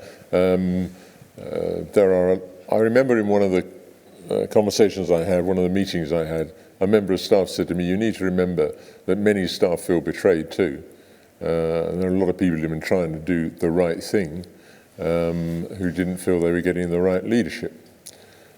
So it's good to hear you say that. I know Richard will be grateful too. And I agree with you. And we had a debate during the course of last week. I think RICS should be bolder and call out bad behaviour, because what we see, particularly on social media, online, is some outrageous things said. And people who say those sorts of things, were they working with me, would be sanctioned or fired. And we are respectful of those members, as we should be. But I think we also need to be bolder. If we're setting a change in culture for the employees, we need to set a change in culture of our members too. And I think some of the things that have been said over the last 9 months are unacceptable, and we need to take action. But thank you, very important point. Another question, sir. Good afternoon, Andy Martin, and thank you, Lord Bichard. I did read the Levitt report, and so congratulations on actually producing what is a very important document in fewer pages. Expectation is actually now important, because we're in a process which has been nearly 2 years. And, it's great that actually all of you on the Governing Council, and thank you all for your work, have embraced this. But, of course, managing expectation now amongst the membership is now the next thing. Did you think about a roadmap in terms of what can be expected on this journey? You've got to appoint some people, but, I think everybody wants to see change. I believe in the RICS myself. I'm a fellow. But we really want to see this change. And a roadmap, and actually, so people know what to expect, must be an important part of this vision going forward. Yes, absolutely. And so Lord Bichard has helped us a little on this path, and he's set out the changes that need to be made into 3 sections. He set us quite a challenging target for the first phase and asked us to try to get this done in 3 months. That will be a challenge, but we've got these parameters, these backstops, as it were, for when people naturally fall out of offices. So for phase 1, we need to, if we can, get as much done as possible. And I think I welcome your comment about suggesting to the membership that we need to set this out so our members hold us to account as well. And I will make sure while I'm in office that's done. So we will set out an agenda over the next 3 months or so to say, this is what we intend to do, this is what we intend to do in stage 2 and stage 3 too. So our members understand how long this is going to take. I'm very conscious that we've been required the indulgence of our members to get this done. And as I said, after Lord Bichard made his responses, we've got to stop the talking and get on with making some of these changes. Otherwise, our membership will leave us. And I hope once these changes have been made, some of those people, particularly at the senior level, at both ends of the scale, the junior and senior level who've left us, will feel that we've reinvented an institution of which they want to be members. And I hope we see some of those members who've left come back to us. And we need to make that easy if they so choose.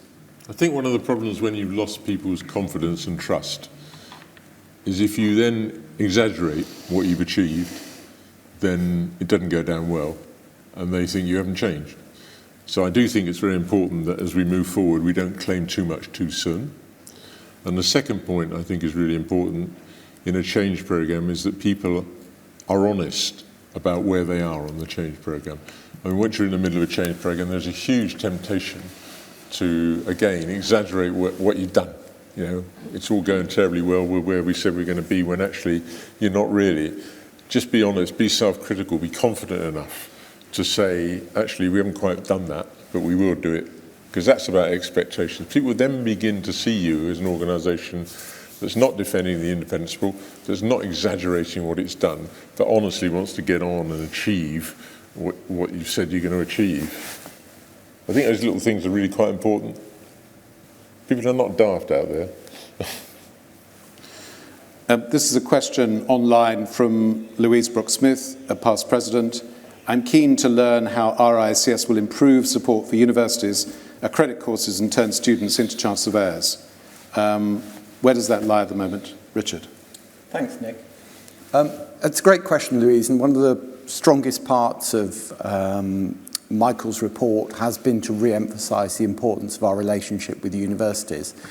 And I think we've got a number of aspects of that relationship. Firstly, and very, very importantly, the role of accrediting university courses is absolutely the responsibility of the Standards and Regulation Board, because that's about ensuring a consistently high and robust standard which goes to entry to the profession.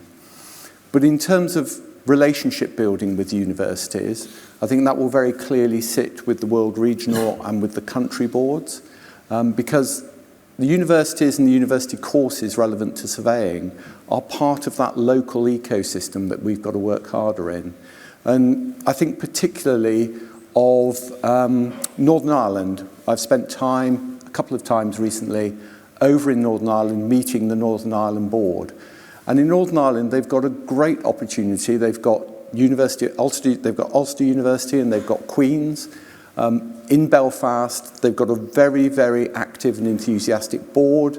They've got a local network of firms and great local members. And you can see in that microsystem the ability of members, firms, universities to work together to do both thought leadership and to develop the next generation of surveyors. So I think that's going to be a critical part of our work moving forward, that relationship between members, local boards, local firms and local universities all working together to develop the next generation of surveyors. Thank you. To the floor, please. No, I'll take one final, and this will be the final question, I'm afraid, from the online. And we've got lots of questions which we're not going to be able to get through, but we will make sure that all the questions that people have submitted will be answered in due course, shortly, shall I say. In order to re-engage, sorry, this is from Colin McCarthy. In order to re-engage with the membership, has there been any thought given to a regional structure for the UK and Ireland, especially that for England, which benefits from the previous comprehensive branch structure? I think the question is there going to be any division between the structure of the UK members on Governing Council and also of WRB, specifically geographically within the UK? Well, I think there's more consultation that we've got to carry out on this. I think the branch structure is important, but it's not really, I think, so relevant to the Governing Council. I do, as I've said, I want to devolve more power, I want more branches, I want more networks, but I don't think you can force those on people from above. They've got to feel some ownership for it and set them up themselves. What they look for is some encouragement and help and support from the RICS, and they're beginning to get that in terms of how to facilitate those sorts of branches. But in terms of your World Regional Board structure, which I know some people say we should have another look at, and the structure within the UK, I'm assuming that you will involve members in a consultation around that. That's right, Michael, and I think this is one of the areas where I think we've already begun to see a degree of re-engagement with members. In the UK, we've got fantastic boards in Wales, in Northern Ireland, in Scotland, and also we have really capable and enthusiastic boards within the regions of England itself. The week before last, Clement, you and I were meeting the West Midlands Regional Board, and I know we've got similar regional boards. So it's an area we've begun to focus more on. The staff team here have done a great job in supporting those boards and beginning to engage with them more effectively. We are very open if the boards themselves would like to see changes to the structure and ways of working. It's absolutely for the boards to say that, and we will be very happy to work with them to see how we can do things better. Ladies and gentlemen, thank you very much, particularly to the people here at HQ for troubling to come on such a tricky day for transport. So thank you indeed. I'd like to hand over to Clement, our president, please, to finalise the day. And if you can stay, there's some soft drinks and some canapes next door for you to support you on your way home. Clement. Thank you, Nick. Fellow members and colleagues, today is a momentous day for RICS. For the institution, we are also proud to be part of.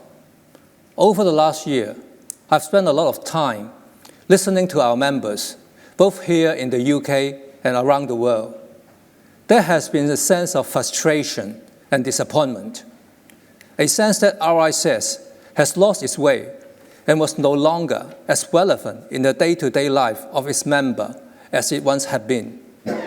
But there's also been optimism and hope. Members welcome the decision to have a fully independent review of our purpose, our governance, our strategy, and our culture. Members have told me that this represents a great opportunity for us to set a new direction for the institution that takes it from strength to strength in the years ahead. Our profession will have a critical role in transforming the built and natural environment in years to come, creating a more sustainable world that both tackles the threat of climate change and improves our qualities of life, embracing new technology and harnessing their power to the benefit of more people in more places, building a more diverse, inclusive, and equitable profession that truly represents all the communities we serve. Lord Bishop's review has set out a positive new direction for our own institution. Governing Council have committed to seeing it delivered. But every member here today will be a part of our journey towards a stronger RICS. A RICS which is owned and driven by its member once more. A RICS which is more relevant in the local communities it serves, wherever in the world this might be. A RICS which makes decisions and develops strategies in the interest of its member and all of society. This is a once-in-a-generation opportunity for us to build this institution together. As Lord Bishop says in his report, this recommendation will go in a long way to ensuring that RICS can once again speak with authority on behalf of its profession so that its voice is heard and represented around the world. We all want to see this institution thrive, returning its focus to the big challenges facing the world and the role the profession can play in addressing them. We have dwelt on the past long enough. Let's now move forward into the future with clear purpose. Let's all show that RICS can lead, influence, collaborate, and deliver for benefit of all. Thank you. Thank you very much indeed.